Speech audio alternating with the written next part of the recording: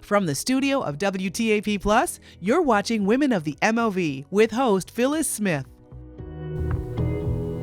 Hello, everyone. Welcome to another episode of Women in the MOV. I did not have to go very far for my next guest. We have Cassidy Fury with us today. Hello, Cassidy. Hello. Thank you for having me. Hey, I know you were working hard on a story, so I had to grab you kind of quick. Oh, yeah. It's now or never. It's now or never.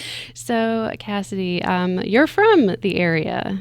Born and raised. We went to high school together. We did. You're a grandmother compared to me, but we did go to high school. I'm only 2 years older than you.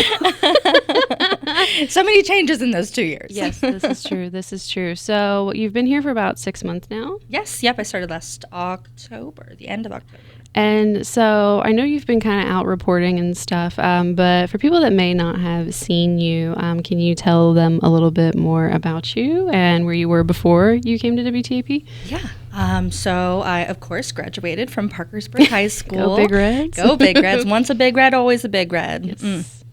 And then I went to Ohio Valley University.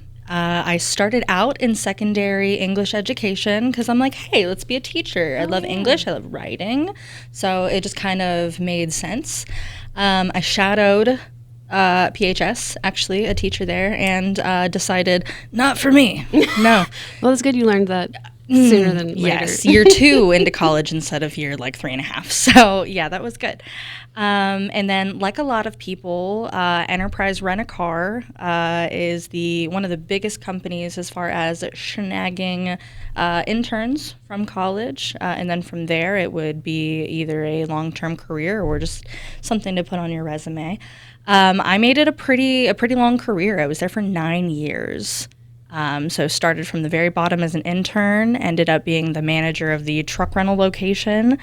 And then just, stuff happens and you realize that what you've been doing isn't what you want to do. And, I'd been talking about leaving there for a few years, but nothing really ever kind of panned out. And then the stars just kind of aligned, summer of last year. And so I started this grand adventure, it's been challenging, being one of the oldest reporters here, being in my 30s and most of the people here being in their early 20s. They've got a lot more energy than I do. But we all look, I think, pretty similar in age, Oh, yeah, we all look fabulous. No, yeah, I don't see a big age difference. That's been kind of we're kind of similar in age. It's been my experience, too. Like, they keep getting... what is that line from? They get younger and I stay the same age? Yes, they keep getting younger and it just seems like we're just here. We're like the staples. Yes. Staples. We've gotten a lot more people from WTAP that are local to the area. And I love that. Yeah, I like that too. It gives you such a leg up, really, because you already have connections, you know where things are, you know who to talk to, what's important to the community. I feel like people that come here from, outside of the area, where they're from, might not have a lot of focus on community outreach and the problems that we might have here. So, it's really important to make sure we're ticking all our boxes as far as making sure that, the area is covered. We know how to pronounce everything. We do. Correctly. We Guyon. do. Hurricane. Yes, the big ones. So I know it's probably been really stressful going from, working in Enterprise and then being a reporter. Definitely stressful, but honestly, it's been itching the challenge part of my brain that, we all should keep striving to learn new things every day and to challenge ourselves. And boy, howdy, this has been a challenge, but one that's been so much fun. I know some days are smoother than others. Yes, it's definitely, I'm a procrastinator. Oh. I can't, it's something that I recognize about myself that, of course, I always need to work on, but it's always kind of in the back of my mind to just put something off to the next minute or the next day. In this job, you cannot do that. Yeah. It behooves you to work ahead, actually. Right. I think it's funny how, like we call someone to interview and they're like, can we do it tomorrow? And we're like, I was thinking maybe in the next half hour. Yeah. And I actually have like 4 other interviews scheduled tomorrow, so I can't fit you in anymore. So yeah, no, it's... Yes, every day, 5 o'clock comes, 6 o'clock comes, and gotta have that stuff in. So what was it like? I know your first live shot or in the studio, we had some trouble with your microphone. Yes. It's a little failure to launch. But what was it like your first time being on TV? Was that nerve-wracking? It was nerve-wracking. I'm telling you what, I'm one of those people that when I'm nervous or scared, excited, whatever, my body shakes. And that starts in my voice, and you can see it in my hands. And so finally, with at least studio shots, I'm over that. I'm very confident. I really love it in there, actually. And it's kind of like just putting on a show with your friends, whether it's like you and Jason or Logan and Thomas, or it's kind of like having a little temporary family while you're in the studio, which I love. Live shots are another thing though, like out in the field, because I'm not a good young person. I am bad with technology. I don't know how to fix it. I don't know how to troubleshoot it. So, we use a lot of equipment when we're out in the field to make sure that, the live shot and the studio kind of connect. And, if something goes wrong there, whew. It's hard. No, I think some people also maybe don't realize that we're by ourselves. We don't have a photog. Some bigger stations may have a photog, but an MMJ doesn't. So if you're out there by yourself, it's a lot to juggle. And you got to look good while you're And you got to look good, and you don't want to mess up. And yeah, and I think that's kind of a misrepresentation of what we do, to think that, all we do is either stand in front of the camera, or we're the camera person, or we're just the one doing interviews. Like I had an interview today at the Jackson County Board of Education, and the nicest woman there was speaking with me, and she's like, "Oh, so you're the camera person? That's cool." And I'm like, "Ma'am, everything. I am the camera person, but I am the reporter, I am the interviewer, I am the scheduler, I am the editor." What you see on TV is what I bring you. And sometimes, like, if I've had a day off or something, I've like watched the news, and it looks so deceptively simple. Yes. But you don't realize that, like, we have a half-hour blank show, and we have to fill the whole thing. Yes. 365 days a year. Mm-hmm. I don't think people realize you had to drive to that location, you had to park, you had to haul all your equipment in, you had to pick the sound bite that is on the air. And then online is just like and then you have to write your article, and put it online. It's a lot, and it's a group effort, like all of the logos and the transitions and like the things that you see that, obviously were created on the computer, like somebody's putting a lot of work into that. So it's definitely, stressful for one person, but when we're all working together and things just kind of click, it's the best feeling in the world to see that show at the end.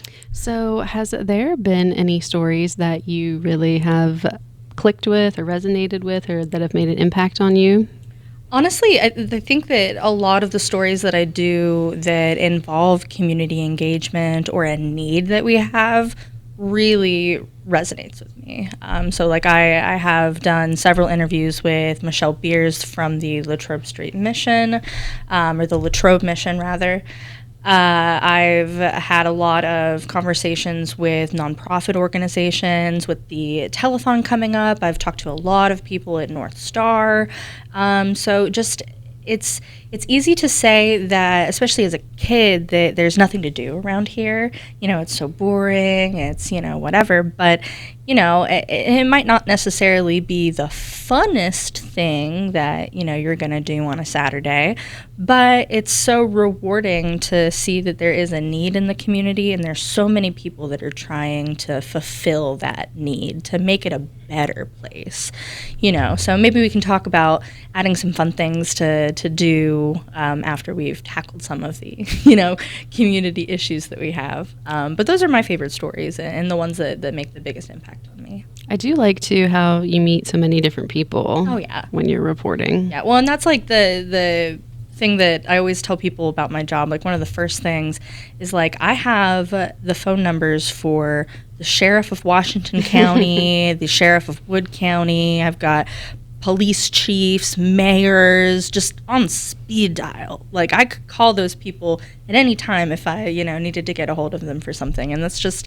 it's powerful to have that sort of ability to, get the facts and to talk to them about what's really going on and, what we can do to help as a community. Because, again, this is my job, but I'm also a member of this community. So it's really great to figure out, how everything just sort of works together. And so after a hard day of reporting, what do you like to do in your free time? I have a husband who is wonderful, a dog, and 3 cats. So any time I can spend with them is fantastic, especially during the summertime and the springtime when it's so nice outside.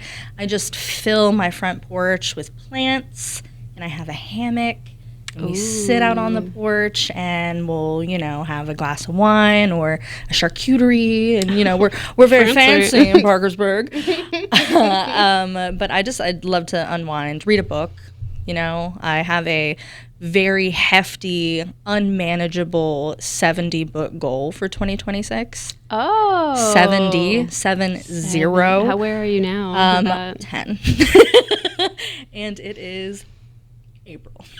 Oh, I set mine for 60. That is probably more manageable. Where are you? I've been reading a lot. I'm halfway through. What?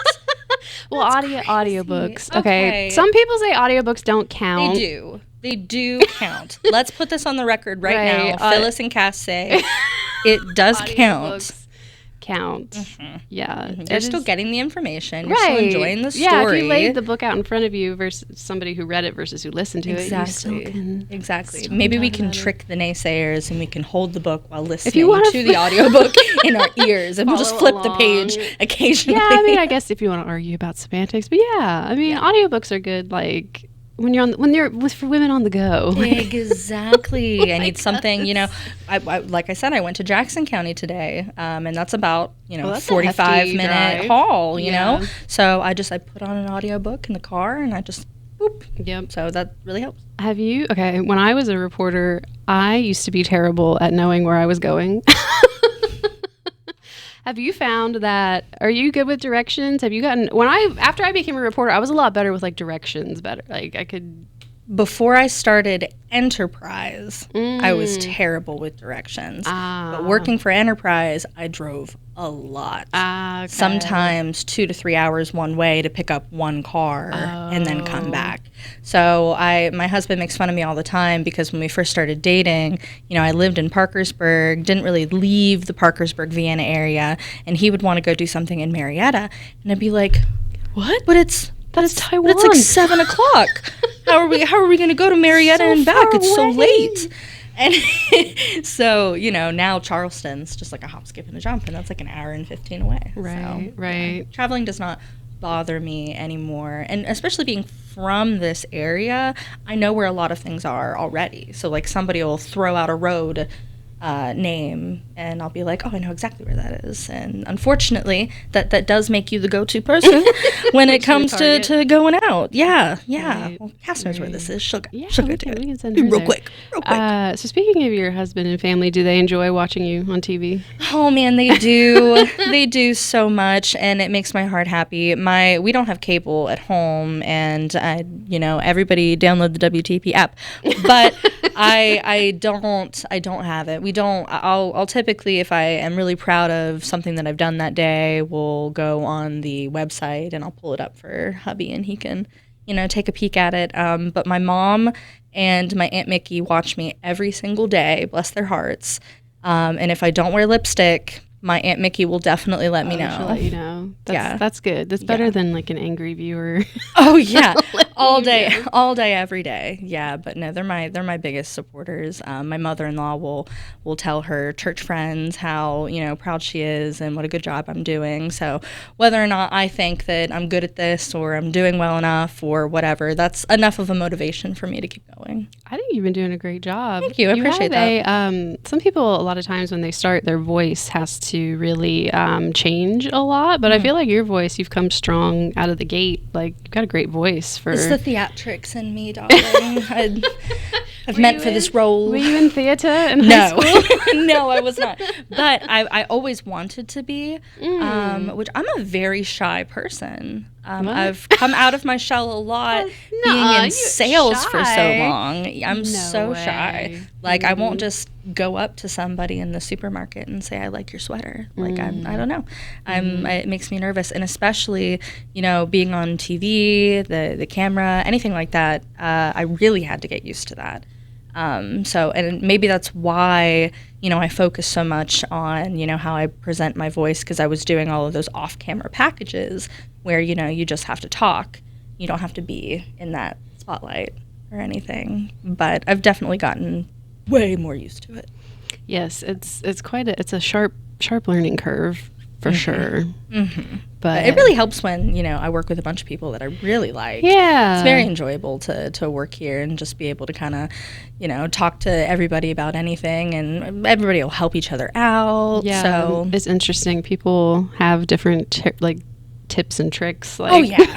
Oh, yeah. To outsmart Edius. And the editing software can be kind of tricky. I remember you and me one time were trying to flip some image, like yes. We had to work together to get that. Teamwork makes the dream work. It does. And I feel like in the station, people are pretty, like, hey, I can't figure this out, can you help me? Like, yes. I don't feel like there's a lot of gatekeeping, No, definitely not. I feel like if anything, it's just like a lack of time, because we're all so busy. There isn't a single job here that isn't important. And so it's like, if I need help from someone, it's like, I know you're busy doing 12,000 other things, but could you help me? Just for a second. Just for like a minute. So are you interested in anchoring? I am. Yeah, I am. okay.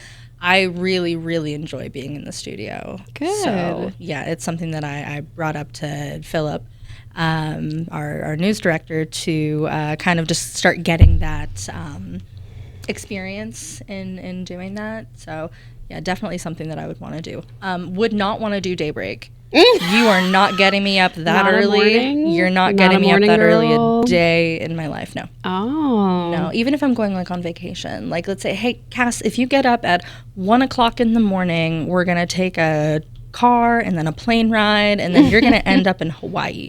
I'll say, can we start our Hawaiian adventure at noon, please?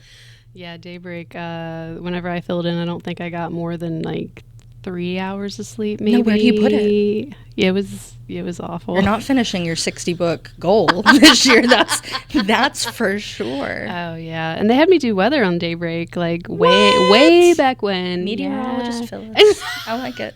It was I was filling in for Thomas Battle. You remember Thomas Battle? Yes, I do. Thomas and Brittany. Yes, I was there for 3 days, and I thought I was going to die. It's a lot. It was like if you do it one day, it's kind of like pulling an all-nighter in college, but like multiple days, it was a lot. But I did it. I tried to stay awake, put the makeup on, and just. Yeah, all the props to Henry and Emma Grace, because yes, Henry likes those hours. Yeah. And I mean, so more power to him, I guess.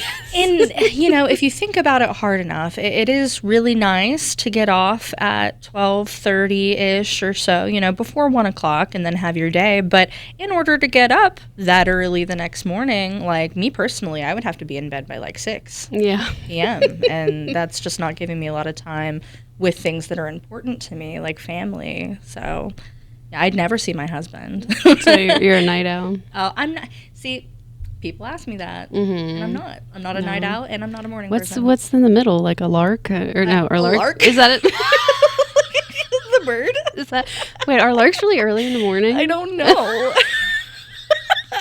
What I'm not bird? a bird professional. We got the night owl and what's the morning bird? Like, There's like a. is I there a don't more know. specific bird for the morning? What kind of bird likes mid afternoon? According to my bird feeder camera that I have at home, cardinals. Okay. And house finches. So I'll be a house finch. Are those the little yellow ones? No, they're the like little brown ones. Oh, okay. That have like kind of spots on their feathers. Okay. They're very cute. you They're very can be- brown. you I'll can show you be- my bird videos later.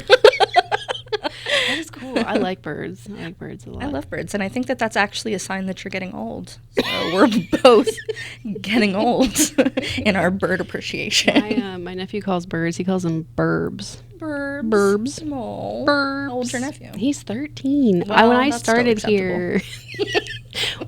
here, he was 3, Oh and now he's 13. man, how does that make you feel? A little bit old. Yes, yes. Well, I still think that my sister's 20 in my head, and I can't actually tell you how old she is. I think she's like 26, maybe. She was born in '99. So- You do the math. So Cassidy, am I imagining this? But were we on student council together? At You are PHS? imagining this. I'm imagining yes, it. I was not in student council. We had class. We had classes together, didn't we? Was it theater or speech and debate? It was speech and debate. Oh, it was. Mm-hmm. Okay. Yeah. So Yeah. my junior year, you were probably in it then. Uh-huh. And then my senior year, I was the captain of the debate team. Oh, really? Which was so much fun. Yeah. So much fun. I liked going to those tournaments. Did you? I did the sales tournaments. Like, See, I was all on the debate side. oh, like, on the speech side. I might have done poetry and prose a couple of times on the speech side. Oh, that but prepared you for It did, for kind reading of. off a teleprompter. Yeah, yeah. Well, I mean, and sometimes I think that, the teleprompter is a little bit difficult because my eyes are reading faster than my mouth can speak it. So that makes it a little difficult sometimes. But my husband would say that he wished I was not captain of the debate team because sometimes having conversations with me is a little bit like a debate. It's an unfair advantage. Yeah, a bit. Well, yeah, and some things just shouldn't be argued; they should just be discussed. So I guess I get that like argumentativeness from speech and debate, but it was a lot of fun. I did public forum mostly, which is where you argue a topic. Which is also good. Essentially. I feel like, yeah, I mean, reporting, you got to kind of like go down the middle, so you got to see both sides. So. Exactly, and I definitely think that prepared me for this job a lot more than I thought it would, actually, and especially in a place in the nation and even more so local where there's a lot of divisiveness. Being a reporter, you have to come off as being pretty non-biased, and it's hard for especially anybody with an opinion to kind of keep it in the middle. So this has definitely been a game changer as far as trying to remain neutral and factual. So have there been any days where you've had like a hard day? And if you have, how do you get through it? Have there been any days that have been particularly trying? If my day is hard, it's typically due to one of two-ish things: poor communication and things not going the way that they should go. So if it's poor communication, I am very big on addressing that directly. So what's going to make me feel better is if I talk to the person that didn't communicate well with me, or I didn't communicate well with them. I like closure at the end of my hard day so that I can, move forward. Let it go, like Elsa. Exactly. And then I'm also pretty big on some self-reflection at the end of the day, because, you're going to have bad days, and you need to figure out why that day was bad, what you can do to avoid doing the same thing in the future. Or else you're just going to kind of spiral into several bad days that you don't really have a lot of control over. Yeah, yeah. And of course, when I get home, I just want to unwind with something, either a book or, like I said, a glass of wine or something, or a movie. I love movies. And then just like time with family and being able to vent about that. And let it go. I Again, feel let it go. Let it go. I feel like you definitely in this job have to process because you are doing so much every single day and you're doing something different. And it's like, it's funny, like 1 week in the newsroom, like we kind of joke, it's like dog years, you know? That's exactly right. That's exactly right. Well, there's so many things going on and so many things to talk about. And some of those things kind of hit you a little bit hard. You know, we don't just write stories about community engagement. We cover, you know, some of the hardest days of people's lives. Right. House fires, car accidents, you know, when somebody really reputable in the community passes away, you know, we want to give them, you know, respect and highlight their either, you know, career or life or so forth. And so it's just, you know, you're there for a lot of the hard times too. And so I think that's why it's really important for mental health. Yes. And trials are another big thing. Yeah. Trials are kind of fun. I really enjoyed the last trial that I covered for a day. It's interesting. And I think maybe the debate background kind of, you know, coexists within that like lawyer realm, and so I find that stuff really interesting to be able to watch. So I remember you were telling me you always wanted to work at WTAP, and was it because you kind of liked the idea of reporting, or what drew you to it? I did. So when I got this job, actually, my mom reminded me that from the time I was really young, I always said I wanted to be a journalist. Really? From the time I was so young. That's cool. And then OVU didn't have anything as far as like broadcast or journalism, things like that. So I just kind of stuck with English and, you know, let it go by the wayside. I have written for Clutch MOV, the online magazine, before. I've had one or two things published in the Sentinel back when I was in college. So I've always tried to flex that article writing and reporting need that I have, and so this was just perfect when this opened up. So I'm kind of this should make me feel so good for the rest of the day. I am fulfilling the dreams of my younger self. That is, and a lot of people don't get to do that. So the fact that you're doing that is really cool. I also almost became a teacher too. Really? Yeah, and I have an English minor, and I thought I was like, oh, maybe like I can't be a news reporter, like maybe that won't pan out. So like being an English teacher was going to be my backup. But then I got an internship, and here I am now. And you've been here 10 years? Almost 11, yeah. That's wild. Yeah. But I mean, look at you. You're an award-winning anchor. So thanks. All of the praise. Oh to yeah. you, girlfriend. Oh, thank you. Yeah, and it's great to have another local girl in the studio too. Yeah. I didn't realize so many people that worked here aren't from around here. Yeah. We got you, Chase Campbell, and me. I'm trying to think. Juwan is from Belpre. Oh yeah, originally from Belpre. I'm trying to think of Shyla. I think she's went to South, maybe. I don't know. Or Belpre. She's got local ties. Yeah, Shyla. Yeah. So there's like a good. Oh, Peyton. We'll accept Peyton. Technically, he's from like the Waterford areas, but we'll take him. We'll accept Peyton. He's welcome. Well, Cassidy, I know we got to go back to work. Yes, I've got a package to make, and if you want that in for your 6 o'clock news, you better let me go. So is there anything you'd like to add before we go? No, not really. I mean, I really appreciate the opportunity. I think that highlighting, especially the women in the area, it's insane how many amazing women in leadership roles we have around here. I've watched several of your previous podcasts with the women that come on here, and it's really great to highlight what the women in the area are doing. So I appreciate the time to come on and talk about myself a little bit, because I do love to talk about myself. Don't we all? Don't we all? Well, that was Cassidy Fury, and if you haven't seen her on WTAP, you'll probably be seeing her, and now you get to know her a little bit better. But thanks for watching, everyone, and I'll see you next time.